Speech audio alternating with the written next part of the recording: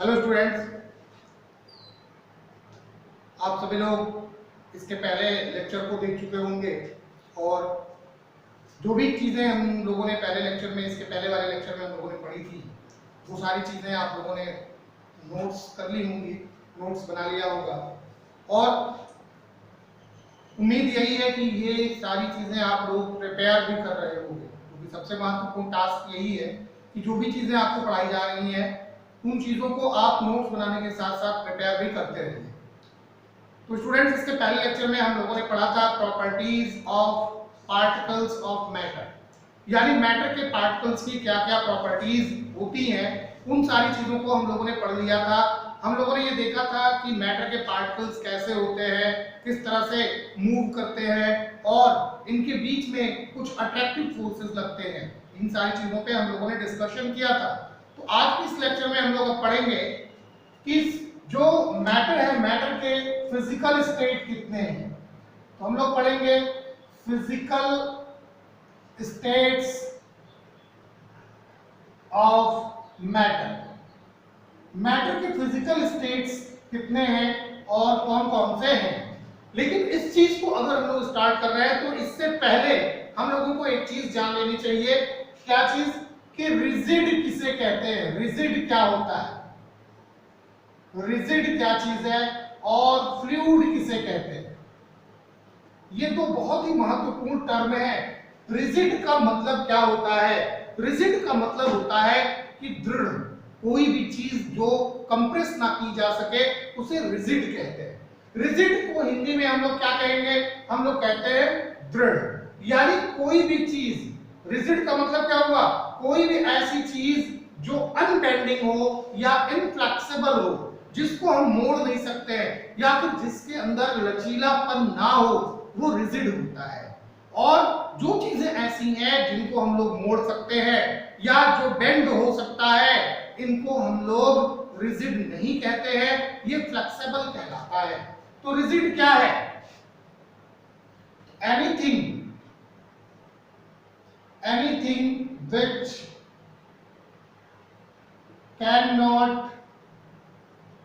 which cannot be bent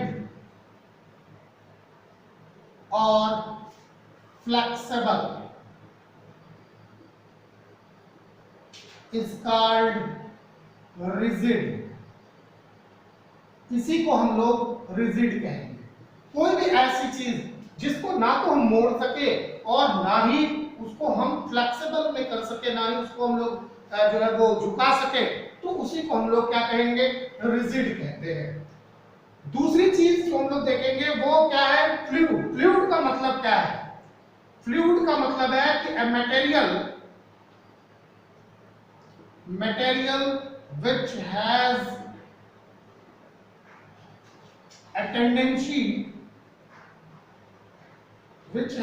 a tendency to flow, जिसके अंदर flow करने की टेंडेंसी होती है।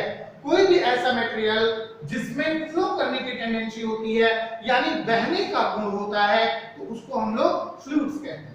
तो there are two things which has tendency to flow. कौन कौन सी चीज है?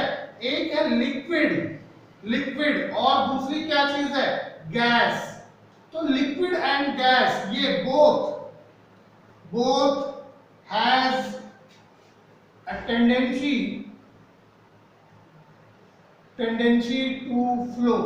इन दोनों के अंदर बहने का गुण पाया जाता है और इसीलिए इनको हम लोग क्या कहेंगे? फ्लूइड। therefore called fluid, इसीलिए इनको फ्लूइड कहते हैं। तो फ्लूइड क्या है? कोई भी ऐसा मटेरियल जिसके अंदर बहने का गुण पाया जाता हो, तो वो क्या होगा? वो फ्लूइड कहलाएगा। लिक्विड और गैस, ये दोनों क्या है? फ्लूइड। लेकिन सॉलिड क्या है?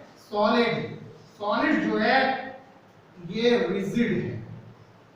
सॉलिड जो होता है वो क्या होता है? रिजिड होता है।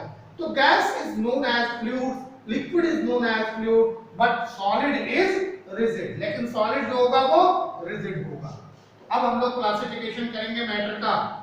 क्लासिफिकेशन ऑफ मैटर, तो या physical states of matter, classification of matter. Matter को हम लोग कैसे क्लासिफाइड करते हैं? तो on the basis of physical properties of matter, it can be classified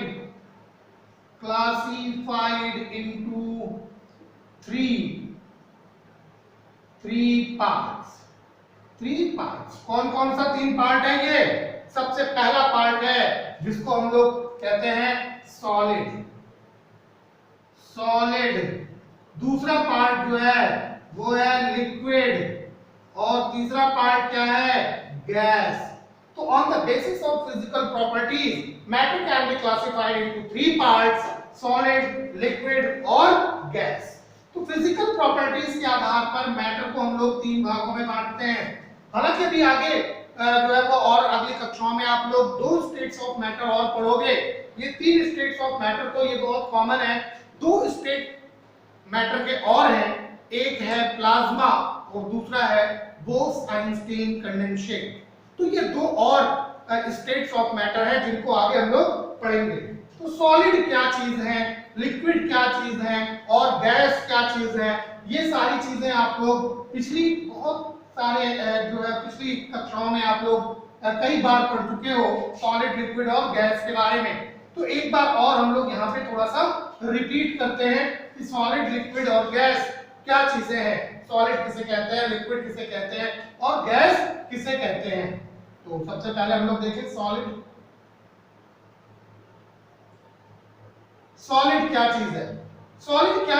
solid की प्रॉपर्टीज क्या होती हैं, सॉलिड किसे कहेंगे? तो सॉलिड क्या होगा? सबसे पहली चीज सॉलिड क्या है कि ऐसे सभी materials which have fixed shape and fixed volume, जितने भी ऐसे मटेरियल्स हैं जिनका शेप फिक्स होता है, जिनका वॉल्यूम फिक्स होता है, वो क्या होते हैं? सॉलिड होते हैं। तो सॉलिड के कैरेक्टर्स हम लोग कर लेते हैं। कैरेक्टर्स, सॉलिड के कैरेक्टर्स कौन कौन से हैं? सबसे पहली चीज solid have fix shape and fixed volume. Solid का शेप और वॉल्यूम दोनों कैसा होता है? फिक्स होता है। सॉलिड का शेप फिक्स होता है और सॉलिड का वॉल्यूम जो होता है वो भी क्या होता है? फिक्स होता है। दूसरी चीज, solid can not be compressed. Solid को हम लोग कंप्रेस नहीं कर सकते, इसको दबा नहीं सकते। कोई भी चीज जो सॉलिड है, जिसका शेप क्या है? फिक्स है, जिसका वॉल्यूम क्या है? फिक्स है, वो सॉलिड है। अब अगर इस सॉलिड को दबा करके देखा जाए तो इसको हम लोग दबा नहीं सकते। क्यों? क्योंकि ये रिजिड होता है। तो सॉलिड के अंदर रिजिडनेस पाई जाती है, रिजिडिटी पाई जाती है, due to which it can not be compressed, जिसकी वजह से हम इसको कंप्रेस नहीं कर सकते। तीसरी चीज, solid have high densities. Solid की डेंसिटीज जो होती है ये बहुत ज्यादा होती है। डेंसिटी क्या होती है? डेंसिटी किसे कहते हैं? क्या चीज है डेंसिटी? तो the ratio of mass and volume, ratio of mass and volume of a substance is called density. इसी को हम क्या कहेंगे? डेंसिटी कहते हैं। यानी डेंसिटी जो होता है, density that is equal to कितना? Mass of substance upon volume of substance, mass upon volume. तो जितने भी सॉलिड होते हैं उनकी डेंसिटीज जो है वो बहुत ज्यादा होती हैं। दूसरी चीज, अगर किसी भी सॉलिड को हम कंटेनर में रखें, किसी भी कंटेनर में रखें तो ये कंटेनर कंप्लीटली फिल अप नहीं होता है। तो solids cannot fill the container. Solids जो होते हैं वो कंटेनर को फिलअप नहीं करते। जिस भी कंटेनर में जो हम इनको रखेंगे तो ये उसको फिलअप नहीं कर सकते हैं। तीसरी चीज, solid do not flow. Solid do not flow, solid के अंदर बहने का गुण नहीं पाया जाता है। यानी कोई भी सॉलिड जो है वो बहता नहीं है, उसको जहां भी रख दिया जाएगा वो स्थिर रूप से पड़ा रहता है, तो सॉलिड फ्लो नहीं करते हैं। चलिए, तो ये प्रॉपर्टी थी सॉलिड की। क्या क्या चीजें थी, हम लोगों ने क्या देखा कि सॉलिड क्या है, ऐसे सभी सब्सटेंसेस जिनके वॉल्यूम और शेप फिक्स होते हैं। डेफिनेट वॉल्यूम और डेफिनेट शेप वाले सब्सटेंसेस सॉलिड होते हैं। सॉलिड को हम कंप्रेस नहीं कर सकते, इसको दबा नहीं सकते क्योंकि ये रिजिड होते हैं। सॉलिड्स की डेंसिटी जो है वो हाई होती है। इसका मतलब ये कैसे होते हैं, हैवी होते हैं। सॉलिड जो है वो भारी होते हैं और सॉलिड जो है वो किसी भी कंटेनर को फिलअप नहीं करते हैं, चाहे जिस कंटेनर में रखे जाएं वो उसको कंप्लीटली फिलअप नहीं करते हैं। फिर सॉलिड्स जो है वो फ्लो नहीं करते हैं, सॉलिड के अंदर बहने का गुण नहीं पाया जाता है। तो ये सारी प्रॉपर्टीज जो है जिस भी सब्सटेंस के अंदर पाई जाती है वो सॉलिड कहलाते हैं। दूसरा जो स्टेट ऑफ मैटर है वो है लिक्विड। लिक्विड लिक्विड के कैरेक्टर्स क्या है, कैरेक्टर्स इसके क्या हैं, कौन कौन से ऐसे कैरेक्टर्स हैं जिनके आधार पर हम लोग इसको आइडेंटिफाई करते हैं कि ये लिक्विड है। तो सबसे पहली चीज, लिक्विड का वॉल्यूम तो फिक्स होता है लेकिन शेप फिक्स नहीं होता है। तो लिक्विड्स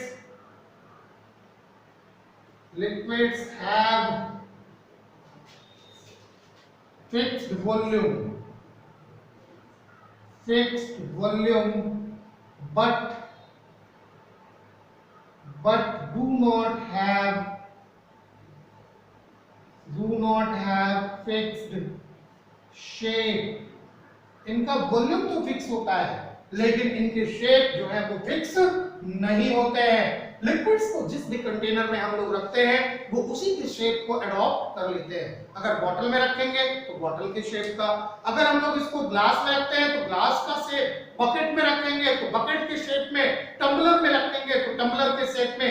जिस भी कंटेनर में हम इनको रखते हैं वो उसी के शेप को गेन कर लेते हैं। यानी इनका वॉल्यूम तो फिक्स हो सकता है। 1 लीटर अगर इनका वॉल्यूम है, 1 लीटर के लिक्विड को लेकर के आप डिफरेंट वेसल्स में रखो, वो डिफरेंट वेसल्स के शेप को एक्वायर कर लेते हैं। तो पहली चीज तो यही कि इनका वॉल्यूम तो फिक्स होता है लेकिन इनका शेप फिक्स नहीं होता है। दूसरी चीज, लिक्विड्स जो हैं सॉलिड की तरह से ज्यादा कंप्रेस नहीं किए जा सकते हैं। तो liquids can not B compressed much, बहुत ज्यादा कंप्रेस नहीं किए जा सकते हैं लेकिन कुछ कंप्रेस किए जा सकते हैं। ऐसा नहीं है कि एकदम नहीं किए, जैसे सॉलिड एकदम नहीं किया जा सकता है लेकिन लिक्विड को जो है कुछ हम कंप्रेस कर सकते हैं, सॉलिड को बिल्कुल नहीं कर सकते। तीसरी चीज क्या चीज है, तीसरी चीज है कि जो डेंसिटीज होती है, densities of liquids are moderate। इनकी डेंसिटीज जो होती है वो मॉडरेट होती है, ना तो बहुत हैवी होते हैं और ना ही बहुत लाइट होते हैं, ना तो बहुत ज्यादा होगी इनकी डेंसिटीज और ना ही बहुत कम होती है।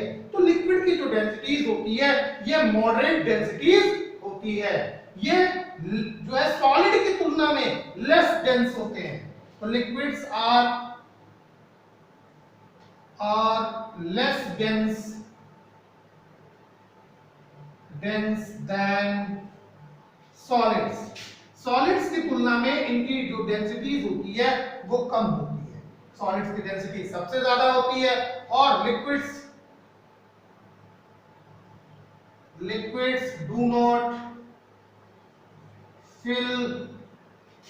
do not fill their container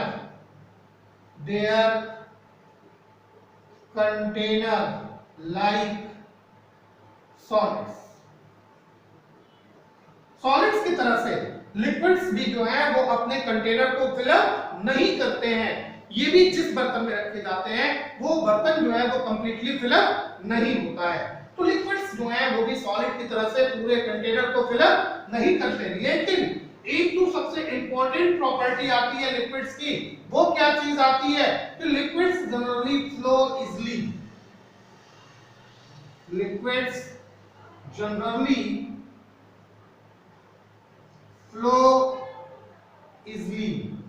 liquids जो होते हैं वो सामान्यतया आसानी से बहते हैं, इनके अंदर बहने का गुण पाया जाता है। क्यों ये आसानी से बहते हैं, इन चीजों को हम लोग आगे किसी चैप्टर में पढ़ेंगे जब हम लोग kinetic molecular theory of solid, liquid और गैस पढ़ेंगे। तो अभी क्या बचा, थर्ड स्टेट ऑफ मैटर, जिसको हम लोग क्या कहते हैं, थर्ड स्टेट ऑफ मैटर, जिसको हम लोग कहेंगे क्या, गैस।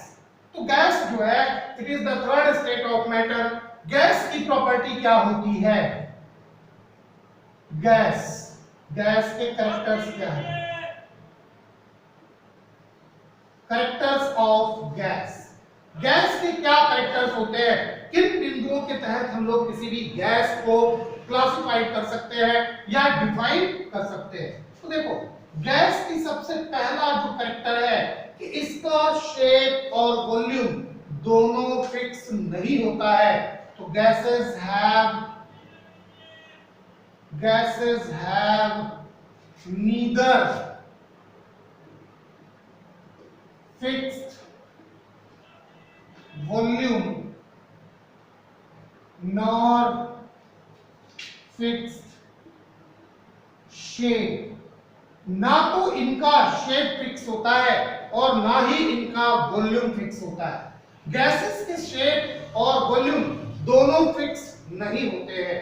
तो गैसेस के ना तो वॉल्यूम फिक्स होंगे और ना ही इनका शेप फिक्स होता है। दूसरी चीज, gases can be compressed easily. Gases can be compressed easily. गैसों को आसानी से कंप्रेस किया जा सकता है, यानी गैसेस जो होती है वो कंप्रेसेबल होती है। ऐसा क्यों होता है, ये चीजें हम लोग आगे पढ़ेंगे जब इनका काइनेटिक मॉलिक्यूलर थियरी पढ़ेंगे। इनके मॉलिक्यूल्स की पोजीशन देखेंगे कि गैस के अंदर जो गैसेस मॉलिक्यूल्स है वो कैसे होते हैं, उनके बीच में स्पेस कितना होता है, फोर्सेस कैसे होते हैं, ये सारी चीजें देखेंगे तो हम लोग समझ पाएंगे इस बात को कि गैसेस को कंप्रेस क्यों किया जा सकता है। दूसरी चीज, गैसेस की जो डेंसिटीज होती है वो बहुत कम होती है। Gases have very low density. Gases की जो डेंसिटी होती है ये बहुत कम होती है, यानी कि इनका मास अपॉन वॉल्यूम का रेशियो होता है वो बहुत कम होता है। और अगली चीज कि gases can fill the container. Gases जो है जिस भी कंटेनर के अंदर रखी जाती है उसको कंप्लीटली फिल अप करती हैं। और ये चीज आप लोगों ने देखी भी होगी, गैस सिलेंडर जो हम लोग घर में यूज करते हैं एलपीजी के लिए, इस गैस सिलेंडर में 14 लीटर गैस आती है, 14 लीटर गैस आती है। लेकिन अगर गैस खत्म हो गई हो तो भी अगर 1 लीटर गैस बची हुई है तो वो गैस भी उस सिलेंडर से बाहर निकलती है। ऐसा नहीं होता है कि 1 लीटर गैस बची है वो सिलेंडर के बॉटम पर रहे, ऐसा नहीं होता है। वो 1 लीटर गैस भी पूरे के पूरे 40 लीटर के वॉल्यूम को कवर करके रखती है। तो गैसेस जो है वो एकमात्र ऐसा स्टेट ऑफ मैटर है जो किसी भी कंटेनर को जिसमें वो रखी जाती है उसको कंप्लीटली फिल अप करती है। और like liquids, gases also has tendency to flow. Like liquids, gases also have tendency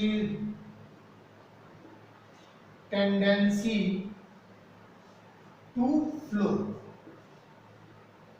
liquids की तरह से गैसों के अंदर भी फ्लो करने की टेंडेंसी आती है।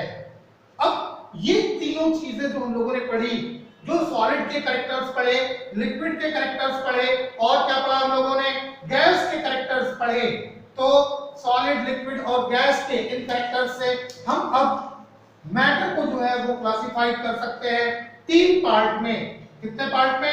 तीन पार्ट में हम लोग क्लासिफाइड कर सकते हैं, सॉलिड, लिक्विड और गैस। अभी हम लोगों को बात करना है kinetic molecular theory of solid, liquid and gas. Kinetic molecular theory का मतलब क्या होता है? देखो, अभी हम लोगों ने क्या पढ़ा, इसके पहले लेक्चर में हम लोगों ने पढ़ा था कि जो पार्टिकल्स ऑफ मैटर होते हैं ये कॉन्स्टेंटली मूव करते हैं। पार्टिकल्स ऑफ मैटर के अंदर जो है वो, या मैटर के जो पार्टिकल्स हैं उनके अंदर क्या होता है, मोशन होता है। और ये पार्टिकल्स जो होते हैं वो बहुत छोटे छोटे होते हैं। जो इनके अंदर मोशन होता है वो जिगजैग मोशन होता है, और जिगजैग मोशन जब होगा, जिसको सबसे पहले रॉबर्ट ब्राउन ने देखा था, जिसको हम लोग ब्राउनियन मोशन भी कहते हैं। तो गैसों के या सॉलिड के या लिक्विड के जो पार्टिकल्स होते हैं, इन पार्टिकल्स को ही हम लोग क्या कहेंगे, इनके एटम्स या इनके मॉलिक्यूल्स। मॉलिक्यूल्स या एटम्स जो होते हैं, इन्हीं से मिल करके कोई भी मैटर जो होता है वो बना होता है, चाहे वो सॉलिड हो, चाहे वो लिक्विड हो, चाहे वो गैस हो। तो सॉलिड, लिक्विड और गैस की जो पार्टिकल्स होंगे, जो एटम्स होंगे या मॉलिक्यूल्स होंगे, उनके अंदर मोशन पाया जाता है, उनके अंदर गति पाई जाती है, जो इस बात को प्रमाणित करती है कि इन पार्टिकल्स के अंदर कुछ न कुछ तो काइनेटिक एनर्जी होती है। क्योंकि काइनेटिक एनर्जी के बिना किसी भी चीज के अंदर मोशन नहीं क्रिएट हो सकता है। यानी अगर कोई भी ऐसी चीज है जिसके अंदर काइनेटिक एनर्जी है, तभी वो मूव कर सकती है, अदरवाइज वो मूव नहीं कर सकती है। तो किसी भी वस्तु को मोशन में आने के लिए काइनेटिक एनर्जी की आवश्यकता होती है। तो डेफिनेटली जो पार्टिकल्स ऑफ मैटर हैं, जो मूव कर रहे हैं, उनके अंदर भी काइनेटिक एनर्जी है। इसीलिए इसको हम लोग काइनेटिक मॉलिक्यूलर थियरी कहते हैं। Kinetic molecular theory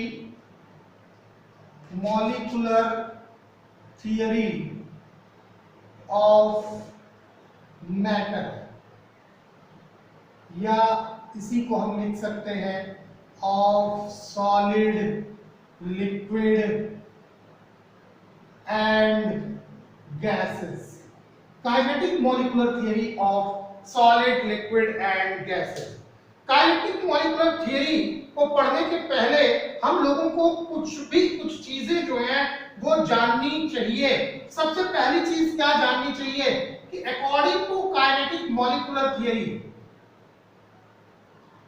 according to kinetic theory के अनुसार क्या चीजें हम लोगों को जाननी चाहिए? काइनेटिक थियरी के अनुसार क्या चीज कि the particles of matter are continuously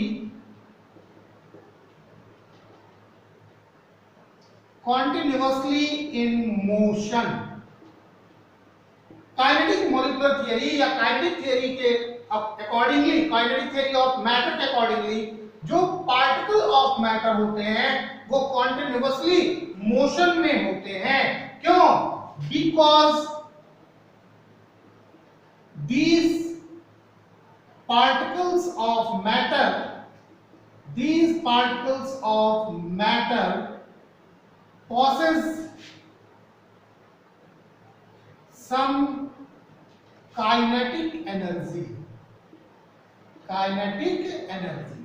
क्योंकि इन पार्टिकल्स ऑफ मैटर के अंदर कुछ काइनेटिक एनर्जी पाई जाती है, इनके अंदर कुछ गतिज ऊर्जा होती है, due to which these particles of matter are constantly in motion, जिसकी वजह से ये पार्टिकल्स ऑफ मैटर जो होते हैं वो लगातार मोशन में होते हैं।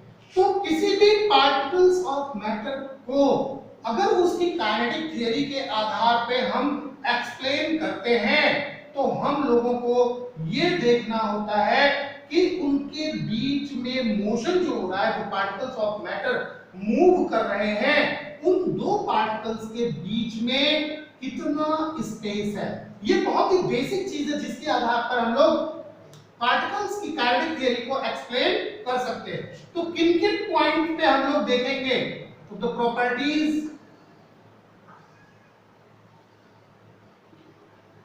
Properties of particles decide whether the properties of particle decide whether a given substance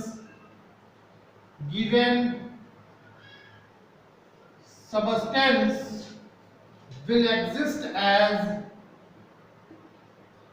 exist as solid, liquid और gases। ये जो पार्टिकल्स ऑफ मैटर है, ये कैसे डिसाइड करेंगे कि कौन सी चीज जो है वो सॉलिड है, ये लिक्विड है या फिर गैस है। तो ये केवल तीन प्रॉपर्टीज हैं, तीन ही चीजों के आधार पे हम लोग देखते हैं। सबसे पहली चीज जो हम लोगों को ऑब्जर्व करनी है वो क्या चीज है, the space between the particles. The space between the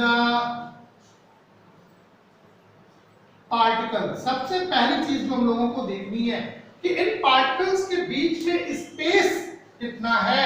इस स्पेस के आधार पे हम लोग सॉलिड, लिक्विड और गैस को डिसाइड कर सकते हैं। और इस स्पेस को कहते क्या है, inter particle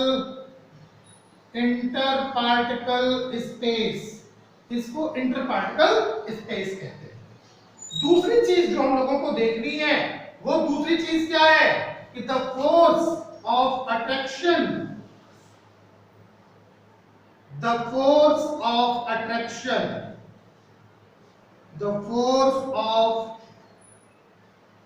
attraction between the particles of matter। जो पार्टिकल्स ऑफ मैटर के बीच में फोर्स ऑफ अट्रैक्शन लग रहा है, ये अट्रैक्टिव फोर्सेस कितने हैं, किसमें ज्यादा है, किसमें कम है, किसमें बिल्कुल कम है, तो इसके आधार पर भी हम लोग सॉलिड, लिक्विड और गैस को डिसाइड कर सकते हैं। तो इसको हम लोग क्या कहते हैं, inter particle force of attraction. इसी को inter particle force of attraction कहते हैं। और तीसरी चीज जो हम लोगों को देखनी है वो क्या है, amount of movement of particle. Amount of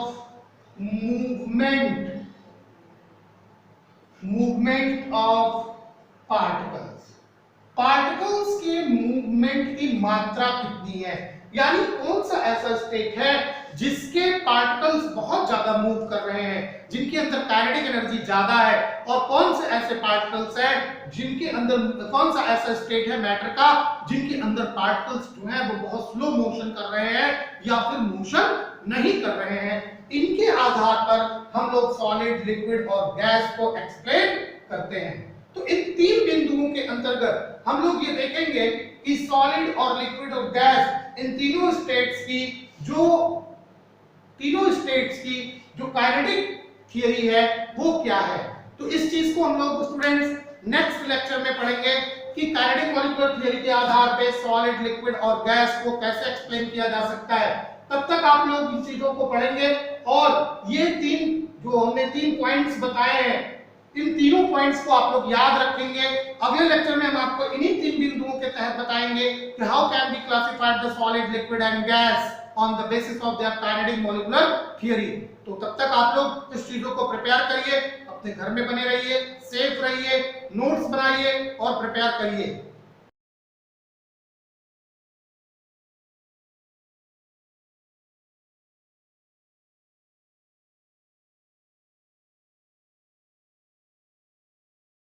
तेरी कूलनेस का स्वैग कहीं लो ना हो जाए, तेरी लाइफ की स्पीड कहीं स्लो ना हो जाए। तेरी कूलनेस का स्वैग कहीं लो ना हो जाए, तेरी लाइफ की स्पीड कहीं स्लो ना हो जाए। जरा ध्यान से सुनो ना, फिर बाद में ना रोना। थोड़ी केयर तो करो ना, हाथ अच्छे से धोना। लेट्स रोको कोरोना, थोड़ी केयर तो करो ना।